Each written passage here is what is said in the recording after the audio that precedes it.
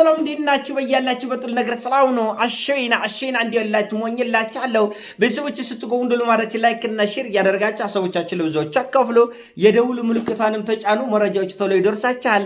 ከልቤ አመሰግናችኋለሁ። ዛሬ ወደ ሚዛናችን ይዞላችሁ መጣ ነው። እንግዲህ ከዋይት ሃውስ የተሰማ አስፈሪ መግለጫ ነው። እንግዲህ ዶናልድ ትራምፕ እንደሉ ማዳቸው እንግዲህ በዛቻ የታጨቀ መግለጫቸውን ሰጥተዋል።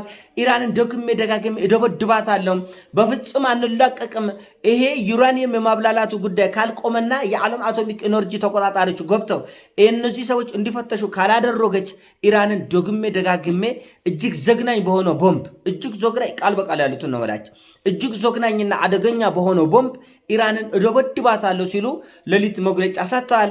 ይሄ ጦርነት የሚቆም አይመስልም፣ የሚቀር አይመስልም። ምክንያቱም እነዚህ ሰዎች ኢራንን በእርግጥም ማሸነፍ አልቻሉም። በፕሮፓጋንዳም በውሸትም በዛም በዚህም ተፈተፈ ብለው ይህን ጉዳይ ማርገብ አልቻሉም። በመሆኑም ውስጣቸው ከፍተኛ ቁጭትና ብስጭት በመኖሩ ምክንያት ድጋሚ ኢራንን አንገት ለማስደፋትና ለመጨፍጨፍ ሙሉ ቅዲያቸውን የያዙ ይመስላል። አቅጣጫው ደግሞ ራሱ የአሜሪካ ሴናተሮችም ይሄ ነገር በጣም አስፈሪ ነው፣ ግጭቱ በመላ ዓለም ሊስፋፋ ይችላል፣ አሜሪካን አላስፈላጊ ጦርነት ውስጥ እየገባን ነው የሚል ቁጣና ተቃውሞ እያሰሙ ነው። ነገር ግን ዶናልድ ትራምፕ ለመስማት ፈቃደኞች አይደለም። ዛሬም ይሁን ነገ ነው ያለ። ዛሬም ይሁን ነገ የአሜሪካ መከላከያ ሚኒስትር ማነው የደህንነት ሚኒስትሩ መረጃን አረጋግጦ ከሰጠኝ ዛሬም ይሁን ነገ ከነገ ወዲያ ጦርነቱ ይጀመራል፣ ደወድባለሁ ኢራንን ብሏል። እንግዲህ ደህንነት ሚኒስትር እኮ ሰጥቷል። የአሜሪካ የመከላከያ የደህንነት ክፍል አለ ለብቻው እጅግ በጣም የተራቀቀ ስለላ በመላ ዓለም የሚያደርግ የአሜሪካ የመከላከያ የደህንነት ሚኒስትር ተናግራል። አልተደበደበም ብላል። ግን መቀበል አቃተው። ልቡም ህሊናም አይምሮ መቀበል አቃተው። በቃ እንዴት ይሄ ሁሉ ይሆናል? እንዴት ሊሆን ይችላል? ያ ሁሉ ደብድቤ፣ ያ ሁሉ ፎክሬ፣ ያ ሁሉ አቅራርቼ፣ ያ ሁሉ ተፍቼ በመላው ዓለም ላይ እንዴት ይሄ አይሆንም? እንደዚህ ከሆነማ ድጋሚ ደጋግሜ ደበድባለሁ። የሰይጣን ዘነዘና ነው የሚባል ይሄ የሰይጣን ድጅ ነው ይባላል። የአሜሪካ ብሎክበስተር የሚባለው ቦምብ እጅግ ዘግናኝ ነው። በዓለም ተሞክሮ አይታወቅም። ለመጀመሪያ ጊዜ ኢራን ላይ ነው የተሞከረው። ለመጀመሪያ ጊዜ ልክ አቶሚክ ቦምብ ጃፓን ላይ እንደተሞከረው ብሎክበስተር የሚባለው ፈንጂ ቦምብ ለመጀመሪያ ጊዜ የተሞከረው በኢራን ምድር ላይ። አረኩም፣ አልበቃቸውም። ጦርነቱን ፈልገውታል። ውስዋስ ውስጥ ገብቷል። ኢራን ደግሞ ከነሱ ውስዋስ ውስጥ ያለች አገር ነች። ወደኋላ አለልም፣ በማንኛውም ሰው እንደፈለጋችሁ ጦርነቱን መጀመር ትችላላችሁ ብለዋል። ይሄ ነገር ለመላው ዓለም እጅግ በጣም አስጊ ነው። እህቶቻችን በየአረብ አገር ያላችሁ፣ እስራኤልን በተለያየ አገር ያላችሁ አሁንም ራሳችሁን ወደ አገራችሁ ብትመልሱ ጥሩ ነው። በእረፍትም አድርጋችሁን በምንም በኋላ መውጫ ሊጨንቅ ይችላል። በኋላ በጣም አደገኛ ሊሆን ይችላል። እንኳን ለእናንተ ቆርቶ ለራሽያ፣ ለቻይና፣ ለአሜሪካ ዜጎች እንኳን መውጫ ጠፍቶ በድንበር ነው እንደ ስደተኛ አቋርጦ ይወጡት፣ በድንበር ማለት ነው። ስለዚህ ነገ ከነገ ወዲያ አደገኛ ነገሮች ከመፈጠራቸው በፊት ከዛ አቅጣጫዎች በተወጡ ሞር የተሻለ ነው። ምክንያቱም ድጋሚ ጦርነት ውስጥ ከገቡ ከመጠፋፋት ውጭ መፍትሄ የለም። እንኳን ለእናንተ ለዜጎቻቸው መውጫ አይኖርም። ማወቅ አለባቸው። በጀልባ በምን ሲሸሹ እያያቸው ነው የእስራኤል ዜጎች። የአሜሪካ ዜጎችም ከኢራንም ከእስራኤልም በተለያየ በእግራቸው ነው ሲያመልጡ ነበር። ስለዚህ ድጋሚ ጦርነቱ ከተጀመረ መውጫ አታገኙም። አደራችሁን በአስቸኳይ የቻላችሁ በተለይ መኖሪያ ፍቃድ ያላችሁ ሰዎች በአስቸኳይ ምክንያቱም ያው መኖሪያ ፍቃድ የሌለን እንዴት እንሆናለን ከወጣን መግቢያ የሚለንም የሚል ስጋት ይኖራል። ግን የምትችሉ ሰዎች ሀሳቤን ደግሞ ለሌሎችም ሼር አድርጓቸው ይድረሳል። ለነሱም ላይክና ሼር እያደረጋቸው አድርሷቸው። አሁን አቅጣጫ ጥሩ አይመስሉም። በየቀኑ ነው መግለጫ፣ በየቀኑ ውሸት፣ በየቀኑ እኔ የሚጎርመኝ ነገር ይዘጎነነኝ ነገር እንደዚህ ድርቅ ያለ ውሸት ድርቅ ያለ እኮ ነው ይዘጎነናችኋል እኮ። የእስራኤል መከላከያ ሚኒስትር ዓለምን ሰብስበው የሰጠውን መግለጫ የአሜሪካ ፕሬዚዳንት ዓለምን ሰብስቦ ይክዳል። ይዘጎንናቻል። አብናረጋ በእውነት በጣም ነው የሚቀፋው። እንዴ ሽንፈትም ይሁን አሸናፊም ልትሆን ትችላለህ፣ ተሸናፊም ሊሆን ትችላለህ።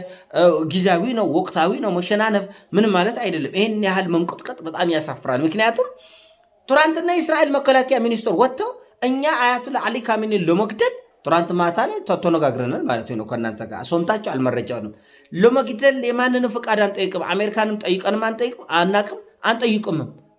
አተነው ነው ፈልገን በደህንነታችን በኩል በተለያየ በኩል ፈልገን አተነው ነው እንጂ በማንኛውም ሰዓት ሲጥ እናደርገው ነበር አለ ዶናልድ ትራምፕ። ሚዲያዎችን ሰብስበው ያን ሁሉ ሚዲያ ሰብስበው ምንድን ያለ ትናንትና መግለጫ ላይ እኔ ነኝ ያዳንኩት፣ የሚሄደውን ጀት ደውዬ አስመለስኩ፣ ለኔ ነኝ እንዳትገሉት ብያለሁ። ይሄ ክህደት በቃ ዓለም እያየ ፍጥ እችን ትንሽዬ ነገር በዚህ ደረጃ የዋሹ ሰዎች ሌላውን ነገር እንዴት አድርገው እንደሚዋሻችሁ ደግሞ እናንተ ፍረዱ እና ምን ያክል የመረጃ መዛባት እንዳለ እናንተ እንድትፈርዱ ነው። እኔ እንድፈርድ አይደለም። እና በጣም የሚገርም ነው። በጣም የሚገርም ነገርየው ጦርነቱ እንዳልኳቸው በሁለቱም በሶስቱም በኩል ከፍተኛ ቁጭት ይዛል። አውሮፓውያኖችን በዚህ ጉዳይ ላይ መርዳት አለብን። ምናልባት የምዕራባውያን የፈረንሳይ፣ የጀርመን፣ የቤልጅየም፣ የስፔን ጀቶቻቸው ሚሳኤሎቻቸው እየተጠጉ ሊሆን ይችላል። በአሁኑ ሰዓት ላይ ኢራንን በድንገተኛና እጅግ ፈጣን በሆነ ሁኔታ ለማውደም እየተጠጉ ሊሆን ይችላል። ይሄ ነገር እንዳልኳቸው አሜሪካኖቹ በልበ ሙሉነት እንደ ዝም ብሎ ሌሊትና ቀን ኢራንን ላለመጨፍጨፍ ያዛቸው ይመስለኛል። ምናልባት አቶሚክ ቦምብ ካለ ድንገት ሊጠቀሙበት ይችሉ ይሆን ወይስ አይኖር ይሆን ወይስ ይኖር ይሆን የሚለው አሜሪካኖችን ከተገቢው በላይ ያስጨንቃል። ከተገቢው በላይ ያስጨንቃል። ስለዚህ ይሄ የተጨነቁበት አሜሪካን የተጨነቁበት ጉዳይ እንዴት ነው እንደ ልባችን ኢራንን መደብደብ የምንችለው የሚለውን ግራና ቀኝ ሲያሰሉት ምንድነው ሆነ የተገኘው? ግራና ቀኝ ሲያሰሉት ምንድነው የደረሱበት ድምዳሜ? እስቲ ለክፉም ለደጎም እነዚህን ሰዎች መረጃው አቶሚክ ቦምብ አላቸው የለውም፣ ይሄ ኒኩለር ተብላልቶ አልቋል ወይስ አላለቀም የሚለው እናጣራ። ዝም ብለን በደመነፍስ ከተኩሰን ጠቅሰን በብስጭትና በቁጣ ይህን ቦምብ ሊጠቀሙ የሚችሉበት እድል አለ ወይ የሚለው አንድ። ሁለተኛ ኢራን በየጊዜ የምታወጣቸው እጅግ በጣም ዘመናዊ ሃይፐርሶኒክ ሚሳኤሎች መቋቋም አልተቻለም። ይሄ ግልጽ ነገር ነው። ግልጽ ዓለም ያየው ቢቢሲ፣ ሲኤንኤን፣ አልጀዚራ፣ አጃንስ ፍራንስ ፕሬስ ስለዚህ ለሁሉ የዘገቡት ነገር ነው የምናወራ ያለ ነው። ብትንትኑ ነው ያወጡት። የስፔን፣ የጀርመን፣ የእንግሊዝ፣ የአሜሪካ፣ የአውሮፓን የመከላከያ ስርዓት በሙሉ ብትንትኑ ነው ያወጡ። ስለዚህ ይሄ ነገር የተፈረካከሰውን የመከላከያ ስርዓት በእስራኤል ላይ የተዘረጋውን የአይረን ዶም ሆነ የዳዊት ወንጭፍ የመከላከያ ስርዓት ለማስቆም ጊዜ ይፈልጋል። ለማደስ፣ ለመጠገንም፣ ለማደራጀትም ለማጠናከርም ጊዜ ይፈልጋል። ስለዚህ ይህ ተኩስ አቁም በድንገት እንዲደረግ የተደረገበት ምክንያት ሰላም በመውደድ አይደለም። ሰላምን በመውደድ ወይም በማፍቀር ወይም በማክበር አይደለም። ይሄ ነገር ምናልባት በሳምንት ጊዜ ውስጥ ሊጀምሩት ይችላሉ። ድንገተኛ እጅግ ዘግናኝ ጥቃቶችን ተመላልሰው ኢራን ላይ ሊያደርጉ ይችላሉ። በእርግጠኝነት ከዛ በኋላ የሚመጣው ነገር ዓለም ማየት መስማት የማይፈልገው ነው። ምን ያክል ኢራኖች በመላ ዓለም ተጽዕኖ እንደፈጠሩ የምታዩት ነገር ነው። በመላ ዓለም ሌሊትም ቀንም ቻይናም፣ ራስ አሜሪካ፣ ፈረንሳይ፣ ጀርመን በሙሉ አይኑ እንደዚህ ፈጡ።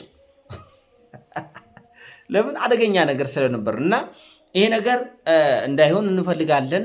ዜጎቻችን ግን በተቻለ አቅም ከተለያየ የዓለም ክፍሎች ራሳቸውን ይሄ ጦርነቱ ከመካከለኛው ምስራቅ አካባቢ ያላችሁ ኢትዮጵያውያን ሴቶችም ወንዶችም እባካችን በአስቸኳይ ወደ አገራችሁ ግቡ።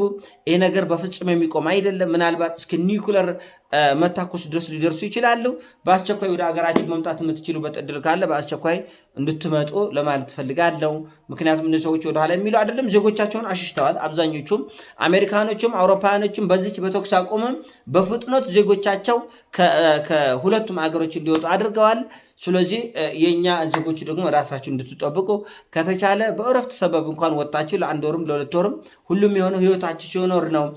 ነገ ለእናንተ ማን የጥፍር ቆሻሻ ያክል ቦታ ሰጥቶ የእናንተን ህይወት ለማዳን በአውቶቡስ አጓጉዞ፣ በባቡር አጓጉዞ፣ በጀልባ አጓጉዞ እናንተን ወደ ሀገራችን ለመመለስ ጥረት የሚያደርግ የመንግስት መካከለኛ ምስራቅ ላይ አይኖርም። በእርግጠኝነት በዛ ለኢትዮጵያውያን የዛን ያልተጨንቆ የሚሯሯጡ አይኖሩም።